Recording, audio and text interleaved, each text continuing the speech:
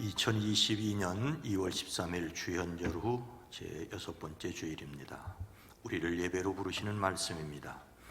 너희는 나에게 거룩할지어다. 이는 나 여호와가 거룩하고 내가 또 너희를 나의 소유로 삼으려고 너희를 만민 중에서 구별하였음이니라. 거룩하신 하나님, 또한 우리를 거룩하게 부르시는 하나님께 찬송과 영광을 올려드립니다. 예수 그리스도 안에서 우리에게 거룩하신 영이 거함으로 거룩한 사람 되었사오니 세상 속에서 구별된 삶을 살아가게 하옵소서. 하나님의 선하시며 기뻐하시며 온전하신 뜻이 무엇인지를 분별하고 그 뜻을 이루며 사는 저희들 되어지게 하옵소서. 예수 그리스도의 이름으로 간절히 기원하옵나이다. 아멘.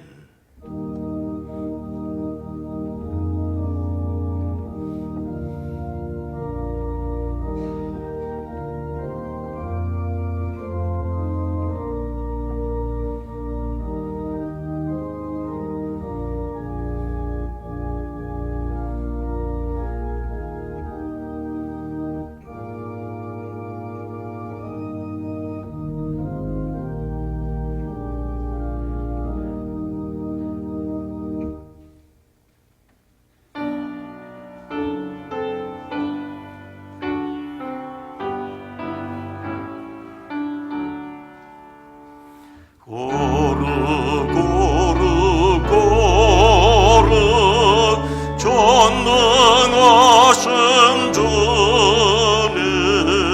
예루나 우리를 찬송합니다.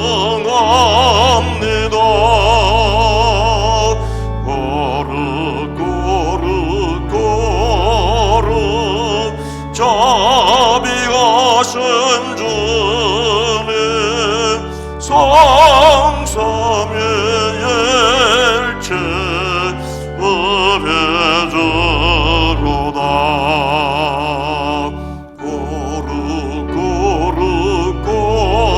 거룩 주의 보좌 앞에 모든 성도 멸류관을 벗어드리네.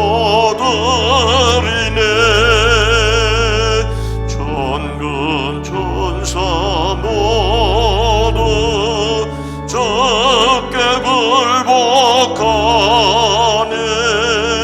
영원의 위에 계신 주로다.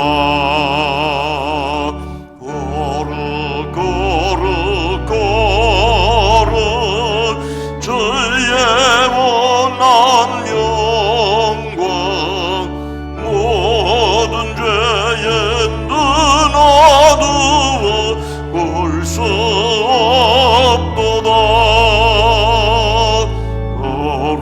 거룩하신 내가 주님밖에 없네. 온전해져 하신 주로다.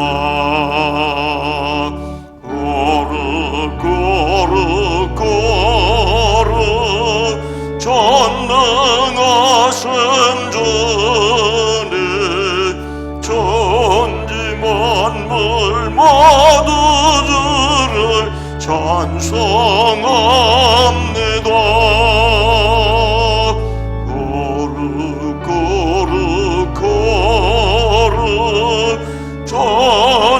전능하신 주님, 성삼위의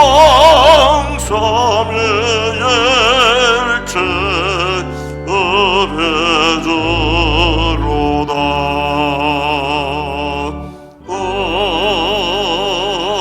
아멘.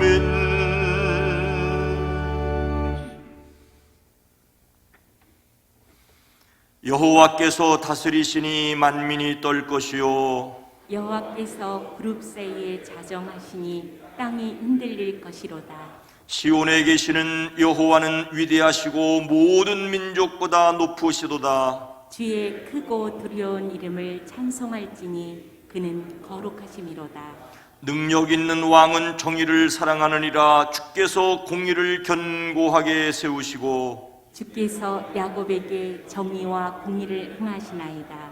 너희는 여호와 우리 하나님을 높여 그의 발등상 앞에서 경배할지어다. 그는 거룩하시도다. 그의 제사장들 중에는 모세와 아론이 있고 그의 이름을 부르는 자들 중에는 사무엘이 있도다. 그들이 여호와께 간구하며 응답하셨도다.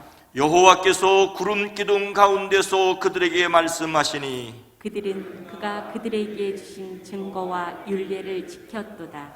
여호와 우리 하나님이여 주께서는 그들에게 응답하셨고 그들의 행한 대로 갚기는 하셨으나 그들을 용서하신 하나님이시니이다. 너희는 여호와 우리 하나님을 높이고 그 성산에서 예배할지어다. 여호와 우리 하나님은 거룩하심이로다. 아멘. 전능하사 천지를 만드신 하나님 아버지를 내가 믿사오며 그 외아들 우리 주 예수 그리스도를 믿사오니 이는 성령으로 잉태하사 동정녀 마리아에게 나시고 본디오 빌라도에게 고난을 받으사 십자가에 못 박혀 죽으시고 장사한 지 사흘 만에 죽은 자 가운데서 다시 살아나시며 하늘에 오르사 전능하신 하나님 우편에 앉아 계시다가 저리로서 산자와 죽은 자를 심판하러 오시리라. 성령을 믿사오며 거룩한 공예와 성도가 서로 교통하는 것과 죄를 사하여 주시는 것과 몸이 다시 사는 것과 영원히 사는 것을 믿사옵나이다. 아멘.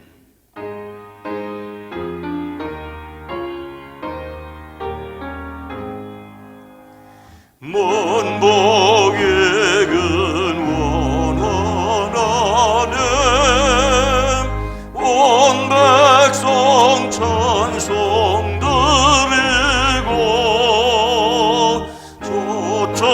조천사여 찬송하세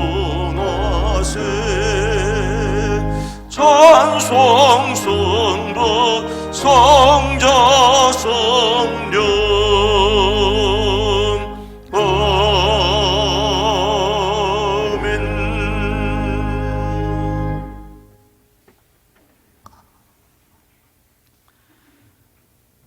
존귀하시고 영원하신 하나님 아버지, 천지 만물 가운데 연약하고 부족한 저희를 사랑하사 하나님의 자녀 삼아주시고 거룩한 주의 백성으로 거듭나게 하심을 감사드립니다. 이 시간 지난 한 주간 지은 죄와 허물을 주님 앞에 고백합니다. 우리의 욕심과 고집, 믿음 없음을 용서하여 주옵소서. 코로나를 핑계거리로 삼아 믿음의 첫사랑을 잃은 저희들을 용서하여 주시옵소서. 오 주님, 우리를 주님의 보혈로 깨끗이 씻어 주옵시고 주님의 손으로 고쳐주시며 변화시켜 주시옵소서. 예배를 드리는 모든 심령마다 성령의 충만함을 있게 하시고 말씀으로 무장시켜 주옵소서. 기도하는 성도님들의 간구를 들으시고 응답하여 주시옵소서. 모든 성도들이 하나님의 말씀대로 살아가는 믿음을 주옵시고 삶 전체를 통하여 주님의 영광을 드러내는 복된 성도들이 되게 하옵소서. 주님, 이 나라 이 민족에게 긍휼을 베푸사 정치, 경제, 사회, 교육 모든 분야에서 균형 있는 발전이 이루어지게 하옵소서. 선거철에만 국민을 위한다며 제잘거리는 위정자가 아닌 하나님을 경외하고 사적인 욕심은 다 버리고 진정 국민을 위한 바른 정치를 펴나갈 수 있는 훌륭한 지도자를 선출할 수 있도록 분별의 지혜를 허락하여 주시옵소서. 이 땅의 불의와 부정은 사라지게 하시고 정의로운 나라, 화평한 나라가 되게 하옵소서. 남북으로 갈라진 이 나라가 주님의 복음으로 통일되는 놀라운 역사가 일어나게 하옵소서. 또한 세계 각지에서 선교하시는 선교사님들에게 힘과 능력을 부어주사 주님의 뜻을 이루어가는 충성된 일꾼이 되기를 기도합니다. 온 교회의 머리가 되시는 주님, 우리 교회를 통해 주님의 크신 뜻이 이루어지기를 기도합니다. 우리 교회가 이 세대의 미래 세대를 위한 희망과 소망의 동산이 되게 하옵시고 죄악으로 어두워진 이 세상에 복음의 빛을 밝히는 교회가 되게 하옵소서. 지난 2년간 우리들의 삶은 코로나의 긴 터널 속을 달려왔습니다. 아직도 끝날 기미가 보이지 않고 오히려 확진자가 계속해서 늘어나고 있습니다. 이러한 상황 속에서도 크리스천의 진면목을 발휘하는 저희가 되게 하여 주시옵소서. 더욱 말씀과 기도를 삶의 중심으로 끌어들이고 무슨 일이 생기더라도 주님을 예배하는 자로 살아가게 하옵소서. 거짓의 영들에 속거나 그릇된 정보에 속아 반목하고 시기하는 어리석은 죄에 빠지지 않게 하옵시고, 혐오의 시대 속에서 긍휼과 사랑으로 하나 되어 구별된 삶을 사는 주의 백성들이 되게 하옵소서. 우리 교회가 이 지역사회의 모범이 되게 하셔서 진리에 바로 서고 오직 주님만 위해 살아가는 교회가 되게 하옵소서. 담임 목사님의 목회 사역 위에 큰 은혜를 내리시사 하나님의 뜻을 이뤄가는 목사님 되게 하옵시고, 하나님의 위대하심과 능력을 마음껏 전하며 높이게 하옵소서. 영육 간의 건강함을 더하시고 말씀을 연구하시고 선포할 때에 성령 충만함을 주셔서 하나님의 마음을 잘 이해하는 종이 되게 하옵소서. 오늘 예배 가운데 함께 하실 하나님을 기대합니다. 성령으로 임대하 주옵소서. 오늘도 각자 주어진 자리에서 최선을 다해 여러 방면에서 예배를 돕는 손길에 복을 더하시고, 또한 찬양으로 하나님께 영광 돌리는 장윤아 청년이 저희들에게 드리는 찬양이 용기로 다가오게 하는 동시에 하늘에 사무치는 찬양이 되게 하여 주시옵소서. 우리 주 예수 그리스도 이름으로 간절히 기도드리옵나이다. 아멘.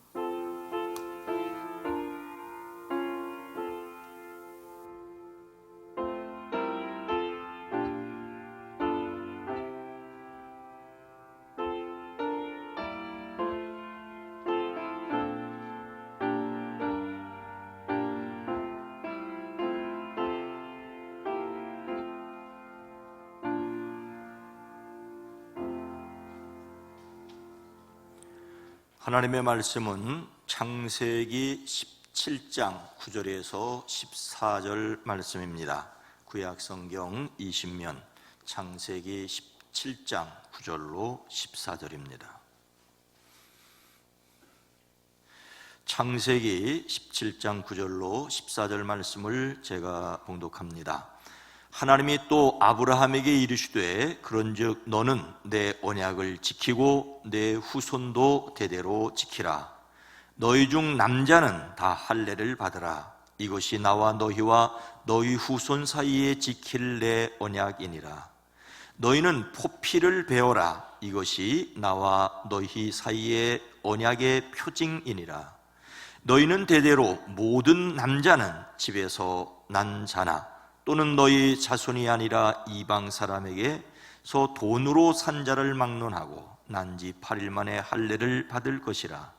너희 집에서 난 자든지 너희 돈으로 산 자든지 할례를 받아야 하리니 이에 내 언약이 너희 살에 있어 영원한 언약이 되려니와 할례를 받지 아니한 남자 곧 그 포피를 베지 아니한 자는 백성 중에서 끊어지리니 그가 내 언약을 배반하였음이니라. 아멘.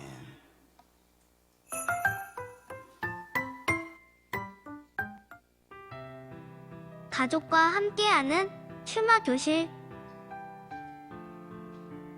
아침에 일어날 때 이렇게 인사해 보세요. 세상과 구별된 하루 되세요. 집에 있을 때 말씀으로 격려해 주세요. 세상에서 빛과 소금의 역할을 감당하는 가정이 되도록 해요. 길을 갈 때 말씀을 적용해 주세요. 당신 안에 무엇인가 잘라내야 할 것이 있다면 무엇인가요?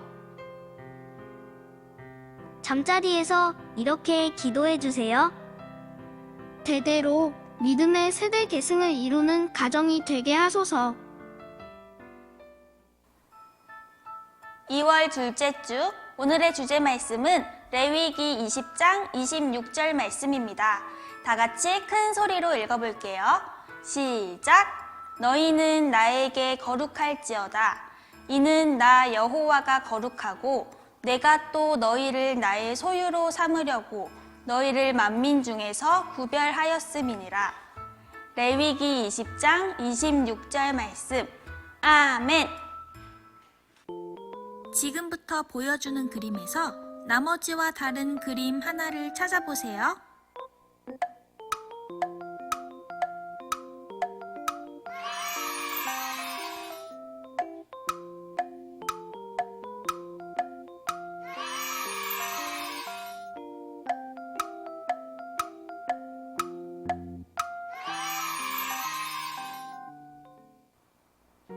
어때요, 친구들? 다른 것을 찾는 게 쉬웠나요? 어려웠나요? 우리는 어떤 특정한 기준을 가지고 같은 점과 차이점을 따라서 서로를 구별할 수 있어요. 오늘 하나님도 아브라함과 그 후손들을 다른 사람과 구별하기 원하셨어요. 무엇을 통해 구별하려고 하셨을까요? 오늘 말씀을 잘 들으며 알아볼까요? 다 같이 말씀 제목을 읽어볼게요. 시작! 하나님의 백성은 구별되어야 해요. 세월이 흘러 아브람의 나이가 99세가 되었어요. 그런데 아브람과 아내 사레에게는 한 가지 걱정이 있었어요. 나이가 많았지만 그들에게는 아직 아이가 없었답니다. 하나님께서 아브람에게 나타나 말씀하셨어요. 아브람아, 잘 들어라. 지금부터 내가 너와의 약속을 세울 것이다. 네, 하나님, 듣겠습니다. 저에게 말씀해 주세요. 너는 수많은 민족과 나라의 아버지가 될 것이다. 그러므로 이제부터 너의 이름을 아브람이 아니라 아브라함이라 부를 것이다. 또한 나는 너와 너희 자손에게 영원한 하나님이 되어준다고 약속하마. 하나님께서 이어 말씀하셨어요. 그런데 너희도 나와 지켜야 할 약속이 있구나. 너희 중에 모든 남자는 할례를 받도록 하여라. 네, 하나님. 하나님의 말씀대로 행하겠습니다. 이 할례는 하나님과 하나님의 백성인 우리 사이에 영원한 약속의 표시가 될 것입니다. 아브라함은 하나님의 말씀을 따라 할례를 받았어요. 그리고 그의 집에 있는 모든 사람과 종에게도 할례를 받게 했어요. 하나님께서 아브라함에게 또 말씀하셨어요. 내 아내 사라의 이름은 이제부터 사라가 될 것이다. 내가 사라에게 복을 주어 아들을 낳게 할 것인데 그 아들의 이름을 이삭이라 하여라. 하나님의 말씀을 들은 아브라함과 사라는 우리의 나이가 이렇게 많은데 어떻게 아기를 낳을 수 있지? 라고 생각했어요. 친구들, 할아버지 할머니가 된 아브라함과 사라는 과연 아기를 낳게 될 수 있을까요? 이스라엘 백성들이 할례를 받는 것과 같이 하나님께서는 오늘날 하나님을 믿는 우리들의 마음에도 하나님의 자녀라는 표시를 주셨어요. 바로 하나님을 사랑하고 이웃을 사랑하는 마음이죠. 하나님의 자녀인 우리는 하나님을 닮아 거룩하게 살아가야 해요. 매일매일 쓱싹쓱싹 우리의 마음을 깨끗하게 청소해 보아요. 하나님을 닮아 거룩한 모습으로 살아가는 친구들이 되어요. 아브라함은 하나님께서 말씀하신 그대로 순종했어요. 하나님이 주신 언약의 표시인 할례를 받고 세상과 구별된 하나님의 거룩한 백성이 되었지요. 하나님은 자신의 백성이 하나님을 믿지 않는 세상 사람들과 똑같이 살아가는 것이 아니라 그 사람들과 구별되어 하나님의 자녀답게 살기를 원하세요. 하나님의 말씀에 순종하여 거룩한 백성답게 살아가기를 바라시지요. 어떻게 하는 것이 하나님의 백성답게 살아가는 걸까요? 어떤 상황에도 세상 사람들과 똑같은 말과 행동을 하기보다는 하나님이 기뻐하시는 말과 행동을 하는 거예요. 내가 평소에 어떤 말과 행동을 했는지 한번 생각해 보세요. 하나님을 알지 못하는 친구들이 나의 모습을 보며 어떤 생각을 했을지 생각해 보는 거예요. 하나님을 닮은 거룩한 행동을 하는 우리 친구들이 되었으면 좋겠어요. 우리의 모습을 통해 하나님을 드러내고 하나님의 백성임을 나타내며 멋진 믿음의 삶을 살아가는 우리 친구들이 되길 바랄게요.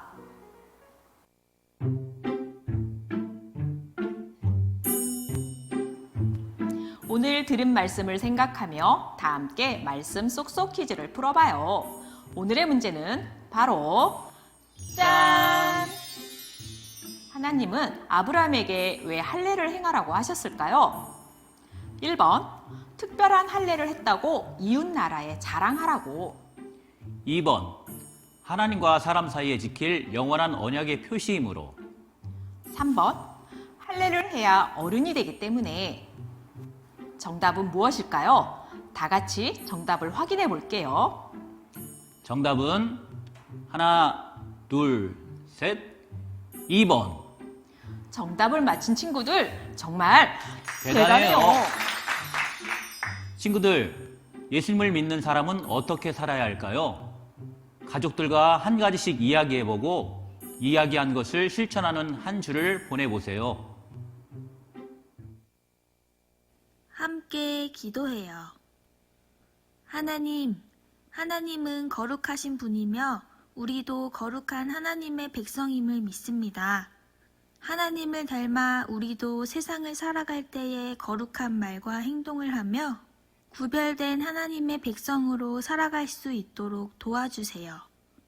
예수님의 이름으로 기도드립니다. 아멘. 여러분 모두를 주님의 이름으로 사랑하고 축복합니다. 우리 함께 예배하는 분들, 또 가정에서 가족들과 예배하는 분들 모두 함께 옆에 있는 사람과 인사합니다. 주님의 이름으로 사랑합니다. 축복합니다. 행복하십시오. 행복하십시오. 우리는 함께 계시는 하나님을 믿습니다. 그래서 함께 계시는 하나님의 말씀을 듣기 위하여 귀를 기울입니다. 성경을 통해서 돌들이 지르는 소리를 통하여, 그리고 오늘의 상황을 통하여 세미한 음성 듣기를 기도합니다. 그 말씀을 따라 살아내는 저와 여러분 모두가 되기를 주의 이름으로 축복합니다. 혹시 여러분은 여러분의 몸에 어떤 상처를 가지고 계십니까? 저는 왼쪽 눈썹 오른편에, 눈썹에 가려서 잘 보이지 않지만 상처가 있습니다. 제가 어려서 살던 집에는 넓지 않은 마루가 안방과 윗방 앞까지 길게 있었습니다. 마루 아래에는 2팔 넓이의 봉당이 있고 그 봉당 아래에 마당이 있었습니다. 제 기억에 생생한데 양손에 떡을 들고 뛰놀다가 마루 끝에 있는 나무 상자에 들어가 몸을 흔들었습니다. 무엇이 그리 신이 났던지 어린 녀석이 몸을 세게 흔들어 나무 상자가 마루에서 봉당으로, 봉당에서 마당으로 대굴대굴 굴러떨어졌습니다. 상자 안에 있던 저는 마침 마당에 솟아있던 돌에 부딪히며 이마에 상처가 났습니다. 어머니가 저를 둘러업고 십리길을 달려 병원으로 가셨다고 합니다.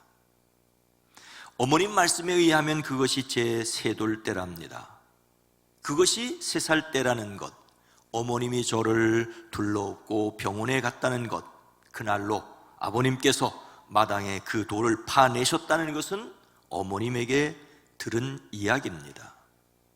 그러나 제가 기억하는 것은 양손에 떡을 들고 상자에 들어가 몸을 흔들었다는 것입니다. 지금도 상처를 보며 제가 기억하는 것과 어머님이 말씀하셨던 것이 어우러져 하나의 이야기가 됩니다. 제 몸에는 또 다른 상처가 있습니다. 오른쪽 종아리에 낫으로 벤 자국이 있습니다. 병원에 가서 꿰매지 않아서 벌어진 채 아문 표시가 납니다. 초등학교 몇 학년 때 일터인데 아버님이 날카롭게 갈아놓은 낫을 들고 풀을 베러 나갔습니다. 부모님을 도와드리려고 했을 터인데 낫을 잘못 휘둘러 제 종아리를 베고 말았습니다. 뼈나 큰 핏줄을 다치지 않았지만 신고 있던 고무신에 흥건하게 고였던 피를 제가 기억하고 있습니다. 마침 집 안에 가족들도 계시지 않았습니다. 헌곱을 찾아 쌈에 두고 말았는데 저녁 때 제 상처를 보신 어머님께서 누가 너더러 풀 베오라고 하더냐, 공부나 하지 하시며 꾸짖던 말씀이 지금도 상처를 볼 때마다 기억에 나곤 합니다.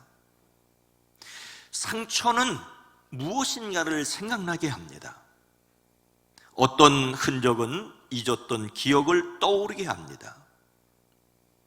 몸에 난 수술 자국을 보시면서 힘들었던 때를 떠올리는 분도 계실 것입니다. 그런데 다른 사람이 볼 수 있는 아무런 상처나 자국도 없지만 자신만 아는 마음의 상처로 힘들어 하시는 분도 계실 수 있습니다. 문득문득 떠오르는 기억에 몸서리칠 수도 있습니다. 그런데 또한 영광의 상처도 있습니다. 사도 바울은 내가 내 몸에 예수의 흔적을 지니고 있노라, 예수의 흔적을 지니고 있노라고 하였습니다. 여기서 흔적이라는 말이 몸에 난 뚫린 자국이나 낙인 찍힌 자국을 뜻하는 스티그마라는 말입니다. 이것은 쇠도장을 불에 달구어 가축의 엉덩이에 찍는 것을 가리킵니다. 바울은 어떤 흔적을 가지고 있었습니다. 바울의 몸에 구체적으로 어떤 표시가 있었는지는 알려지지 않습니다. 어쩌면 다메섹으로 가는 길에 하늘로부터 강한 빛을 보았을 때 어떤 흔적이 생겼을지도 모르겠습니다. 그것은 그가 어떤 어려움을 겪는 가운데서도 결코 예수님을 떠날 수 없다고 생각하고 각오하고 행동하게 하였습니다. 그에게 흔적은 능력이었습니다. 여러분은 예수님을 믿고 따르는데 어떤 흔적을 가지고 계십니까? 오늘 말씀은 하나님께서 아브라함에게 주신 언약과 그 언약을 기억하게 하는 흔적에 관한 내용입니다. 9절 말씀입니다.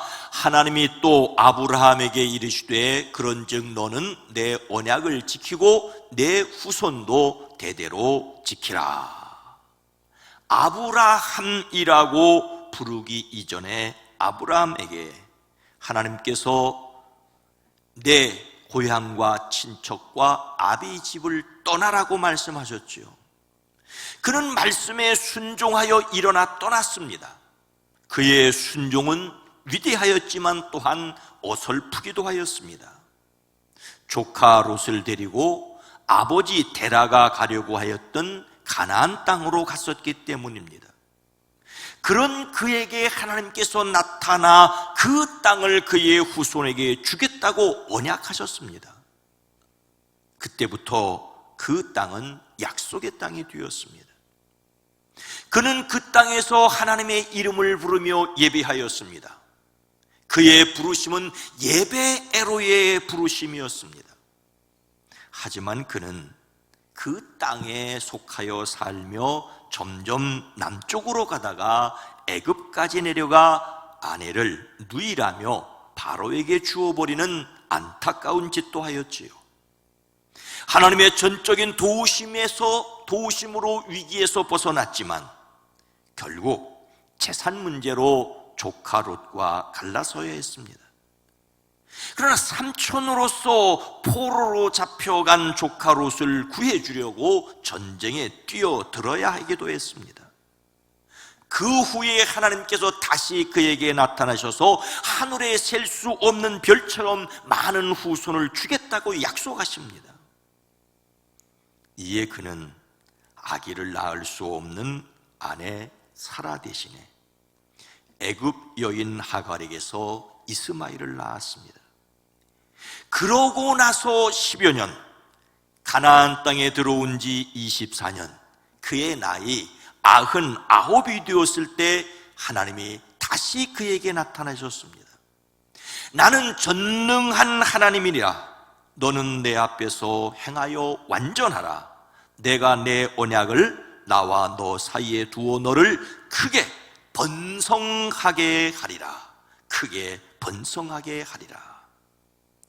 하나님께서, 전능하신 하나님께서 아브라함과 그 후손을 번성하게 하겠다고 약속해 주셨습니다. 그러니 완전하게 살라고 하십니다. 하나님의 백성으로서 구별된 삶을 살아가라고 하십니다. 하나님의 언약을 믿고 지키며 살아야 했습니다. 하나님께서 아브라함에게 하신 언약의 내용은 땅과 후손입니다. 땅과 후손. 가나안은 약속의 땅이 되었고 그 후손은 하나님의 백성이 될 것을 약속받았습니다.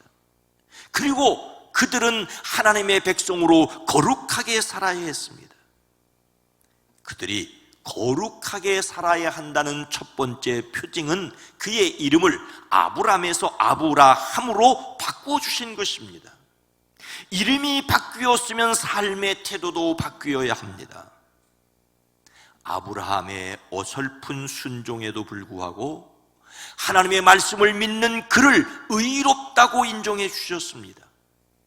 그의 연약한 믿음에도 불구하고 하나님은 거듭해서 언약의 말씀을 주셨습니다. 하나님은 아브라함이 그 언약을 잊지 않고 살기를 원하십니다. 그 언약을 기억하고 그것이 이루어질 것을 믿고 살아가기를 바라셨습니다. 예수님을 믿음으로 하나님의 자녀가 된 사람들이 믿어야 할 것은 분명합니다. 성경은 영접하는 자 곧 그 이름을 믿는 자들에게는 하나님의 자녀가 되는 권세를 주셨으니라고 말씀하십니다. 우리는 예수 그리스도를 믿음으로 하나님의 자녀가 되었습니다. 아브라함의 후손으로 태어나지 않았어도 믿음으로 하나님의 자녀입니다. 이런 하나님의 백성은 거룩하게 살아야 합니다. 성경은 너희는 나에게 거룩할지어다. 이는 나 여호와가 거룩하고 내가 또 너희를 나의 소유로 삼으려고 너희를 만민 중에서 구별하였음이니라고 말씀하십니다. 하나님의 교회 곧 그리스도 예수 안에서 거룩하여지고 성도라 부르심을 받은 우리가 아닙니까? 오직 너희를 부르신 거룩한 이처럼 너희도 모든 행실에 거룩한 자가 되라고 하십니다. 우리를 불러 하나님의 자녀 되게 하신 약속을 믿음으로 거룩한 삶에 도전하는 사람들이 되어지기를 주의 이름으로 축복합니다. 하나님께서 아브라함과 그의 후손이 이 언약을 잊지 않고 기억하라고 명령하십니다. 10절과 11절 말씀입니다. 너희 중 남자는 다 할례를 받으라. 이것이 나와 너희와 너희 후손 사이에 지킬 내 언약이니라. 너희는 포피를 베어라. 이것이 나와 너희 사이에 언약의 표징이니라. 하나님께서 아브라함에게 너희 가운데서 남자는 모두 할례를 받아야 한다고 말씀하십니다.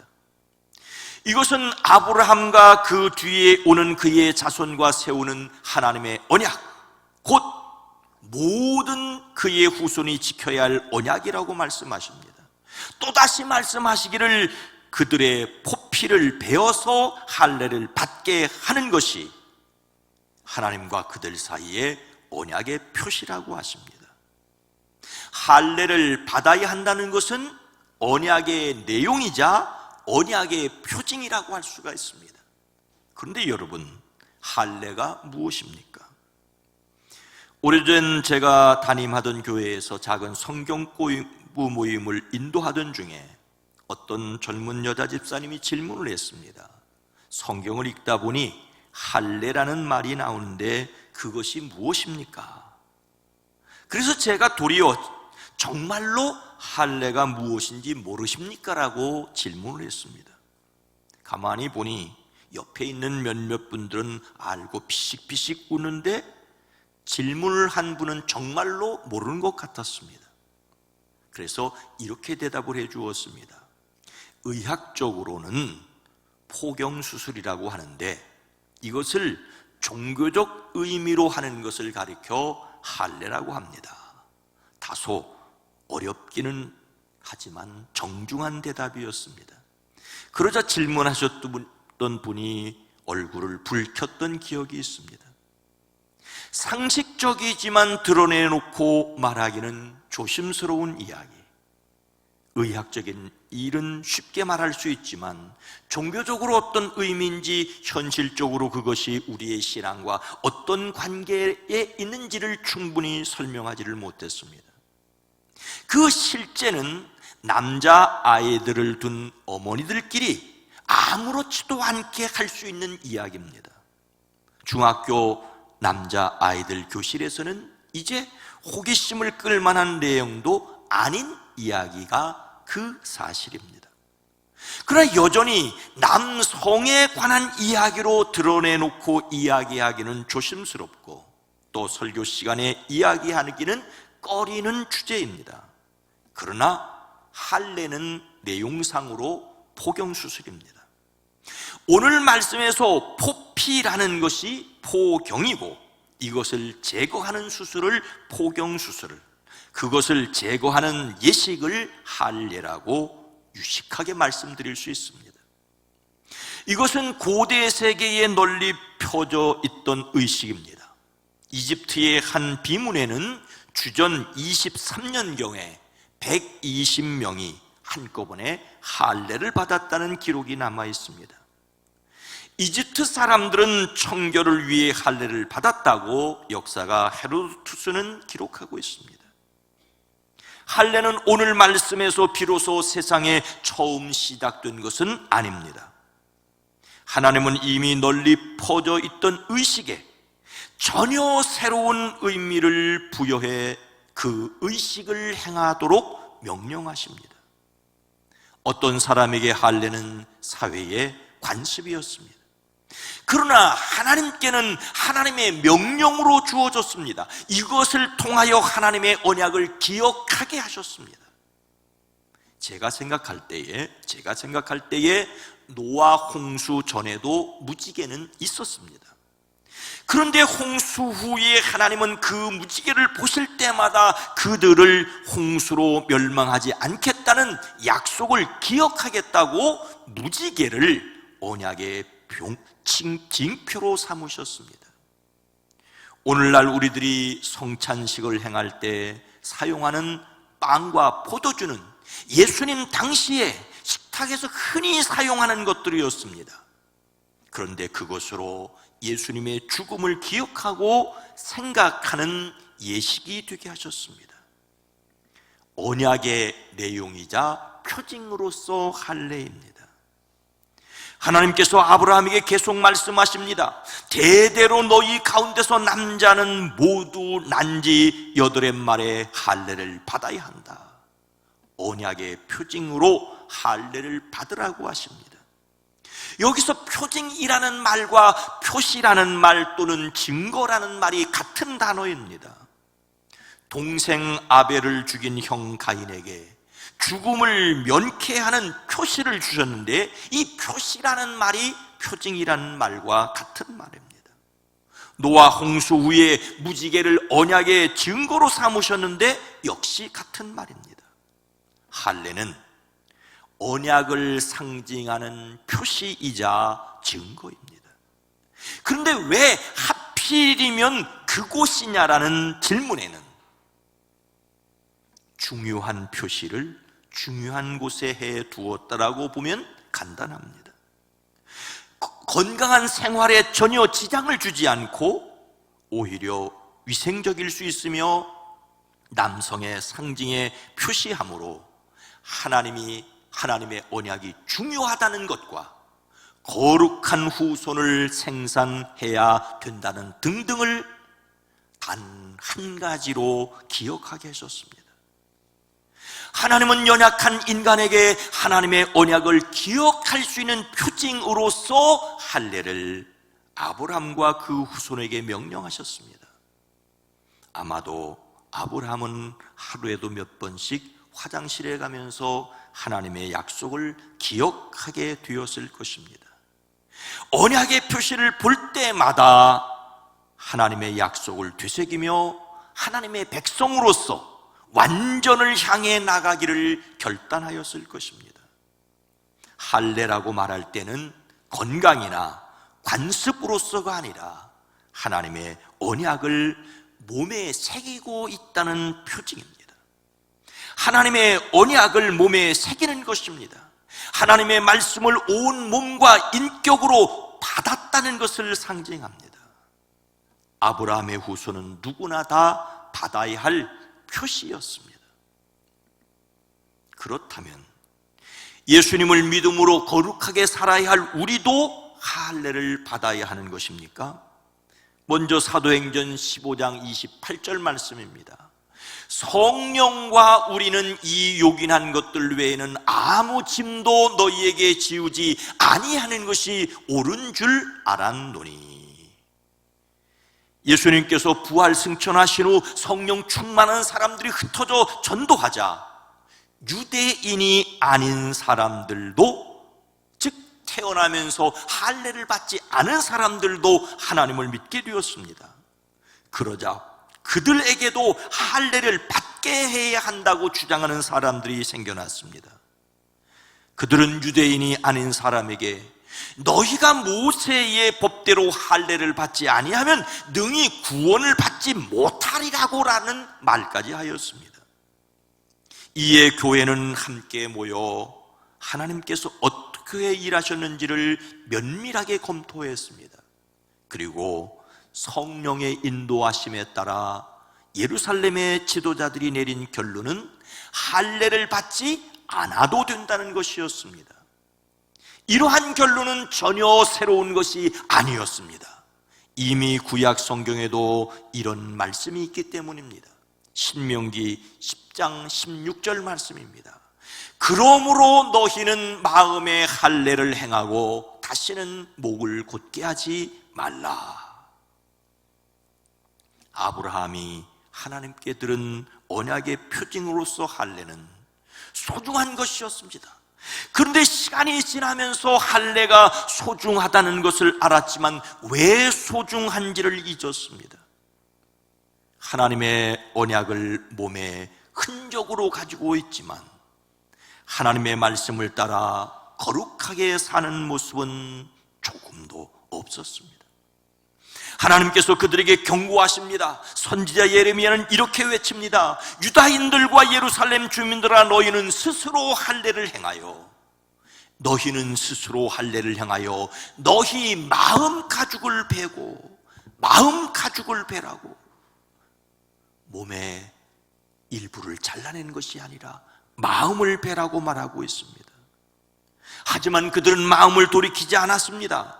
결국 성전은 무너지고 그들은 바벨론으로 포로로 잡혀갔습니다. 이런 역사적 경험이 있었지만 성령 받은 그리스도인이라고 하면서도 할례를 받지 않으면 구원을 받지 못한다고 주장하는 사람들이 있었습니다.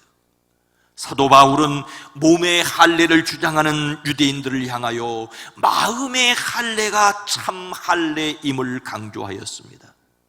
할례는 마음에 하고 몸에 할 것이 아니라고 로마서에 강조하고 있습니다.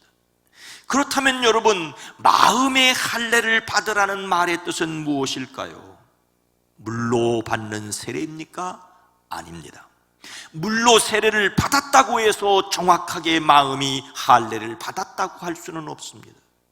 성령의 세례가 그리스도인이 받아야 할 오늘의 할례라고 하는데 일치하고 있습니다. 마음의 할례를 받았다는 것은 마음에서 더러운 것을 찢어내는 것입니다.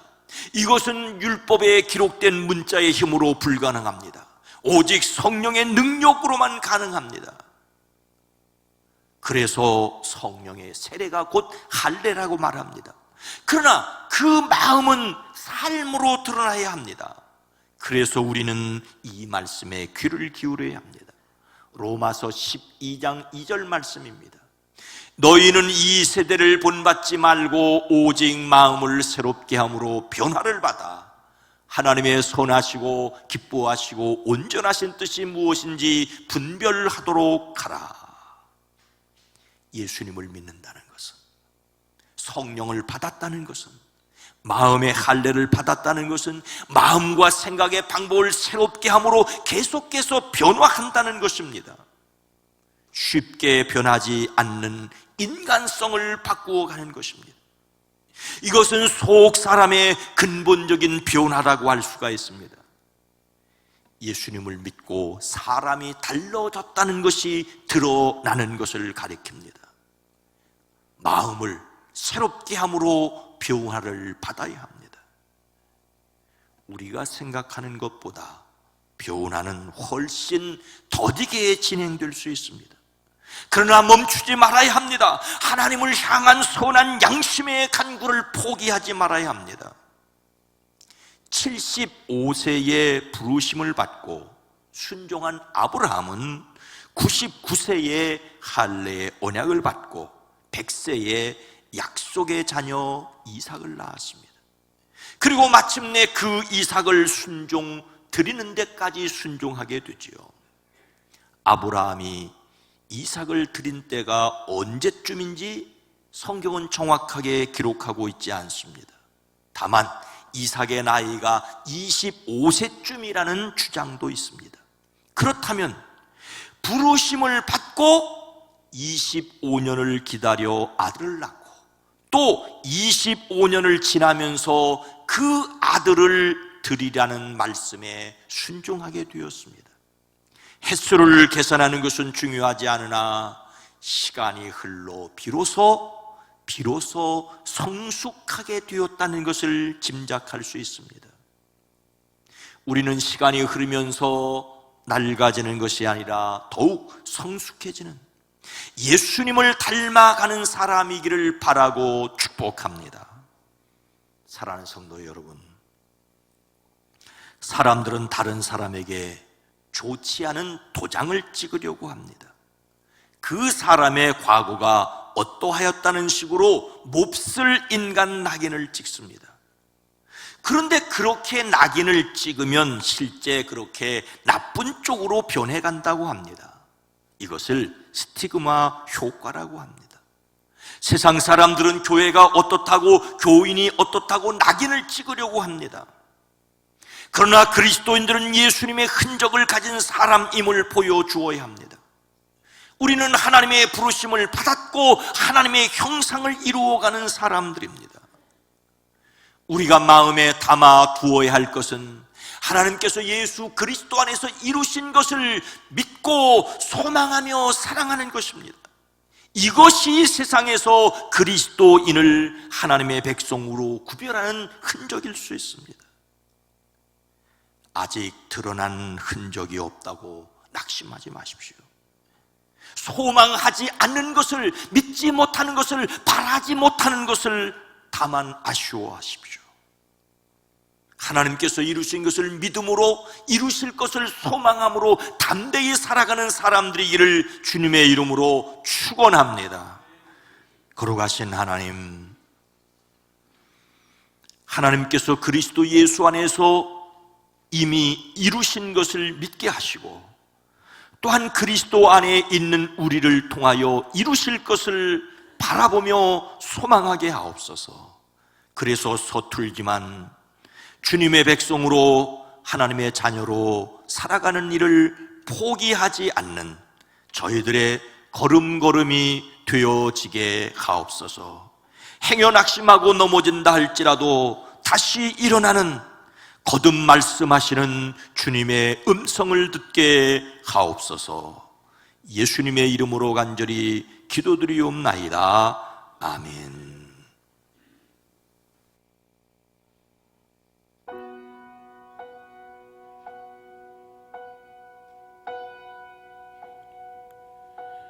When I am down and know my soul so wearily, when troubles come and my heart burden pain,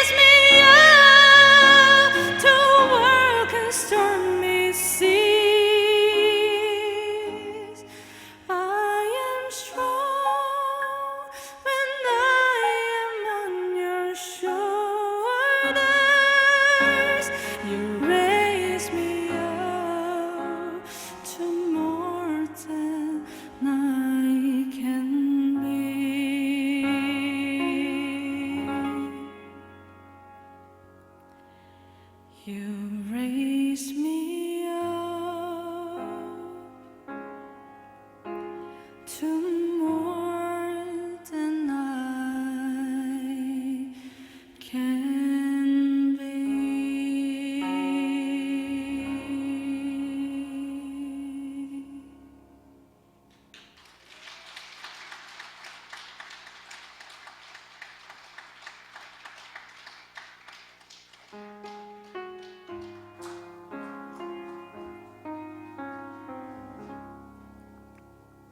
하나님 아버지 감사합니다.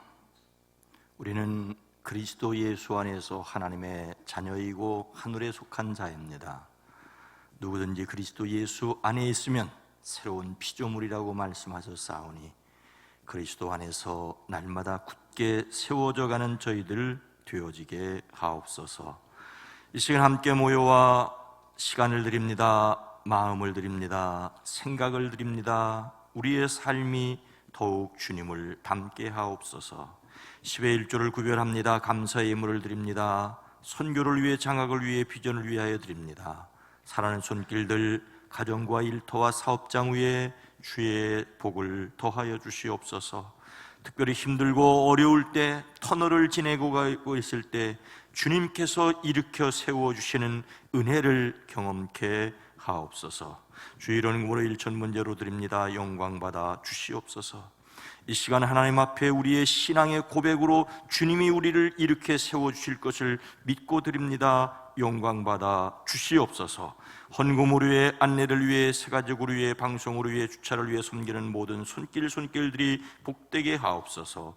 유아유치부에서, 어린이부에서, 청소년부에서, 젊은이부에서, 사랑부에서 섬기고 수고하는 이들, 우리 어린이들, 학생들, 젊은이들, 특별히 새 학년에, 새 학교에 올라갈 준비를 하는 이들에게 소망이 있어지게 하옵소서. 전도하고 기도하고 속회로 모이는 것이 확대되어지게 하옵소서. 우리를 대신하여 오지에 나가는 선교사들과 그 가족들을, 비전교회와 출신 목회자들의 목양지를 푸르게 하옵소서. 연약한 가운데 주님의 도우심을 간구하는 이들에게 주님이 능력이 되어지는 것을 경험케 하옵소서. 주여, 이 땅을 치료하시옵소서. 이 땅을 회복시켜 주시옵소서. 오후에 진행되어질 장안지방회의에 은혜로 함께하여 주시옵소서. 예수님의 이름으로 축복하여 간절히 기도드리옵나이다. 아멘.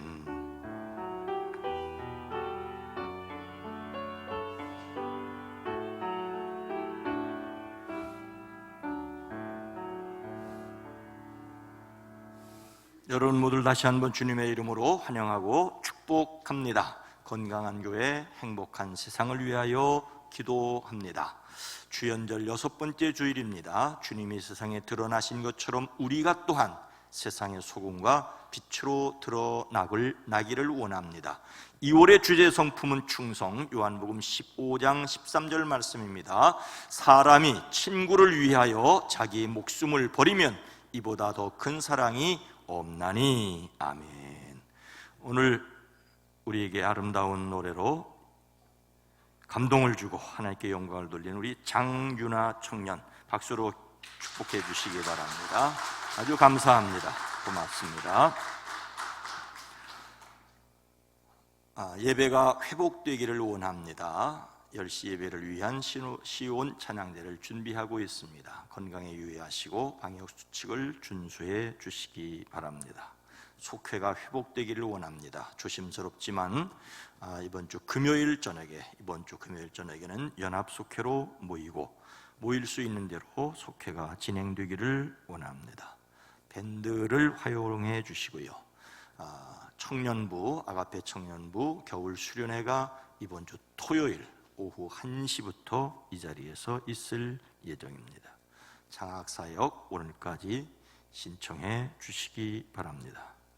수원 장안지방회가 오늘 오후 3시부터 화목교회에서 있습니다. 이은자 권사님, 장만섭 권사님, 신은호 권사님, 허순영 권사님이 장로로 파송받을 예정입니다. 파송받지 못할 수도 있습니다. 그럴 일은 없겠지만은 아직 권사님들입니다. 이제 지방회를 통해서 비로소 지방회를 통해서 장로로 파송될 예정입니다. 그동안 시험도 치르셨고 또 준비도 하셨습니다. 지방회원들은 이렇습니다. 신천장로 취임 예식이 다음 주일 오후 2시에 이 자리에서 있을 예정입니다. 다 함께 일어나셔서 교회의 비전을 함께 나눕니다. 예수님께서 두루 다니며 가르치셨습니다. 우리는 다음 세대를 세우는 교회입니다. 예수님께서 천국 복음을 전파하셨습니다. 우리는 신앙 본질에 충실한 교회입니다. 예수님께서 모든 약한 자를 고치셨습니다. 우리는 지역 사회를 섬기는 교회입니다.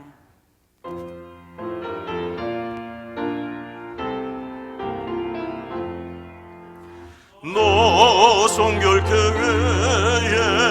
늘 기도하며 너 주 안에 예수 늘 성경 보고 온 형제들 함께 늘 사귀면서 예라기 전마다 너 기도하라. 너 성결교회에 내 모래 숙여 좋은 미리 계신 내 주께 빌라.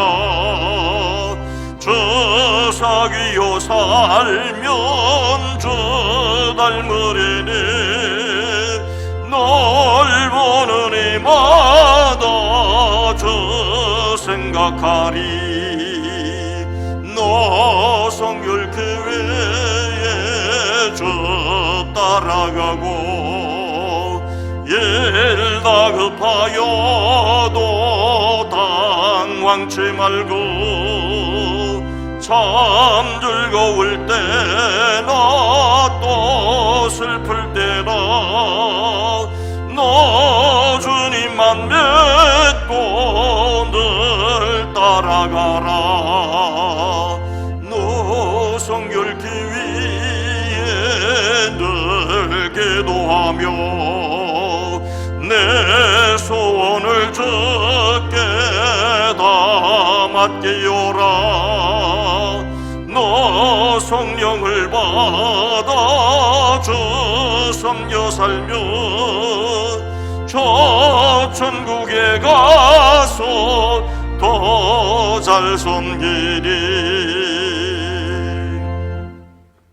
이제는 우리 구주 예수 그리스도의 은혜와 하나님 아버지의 놀라우신 사랑하심과 성령님의 감화 감동 내주 교통하심이 사랑하심을 입은 온 성도들 위해, 가정 위에, 일터 위에, 이 나라 이 민족 이 백성 위에 이제로부터 영원토록 함께 계시옵기를 간절히 축원하옵나이다. 아멘.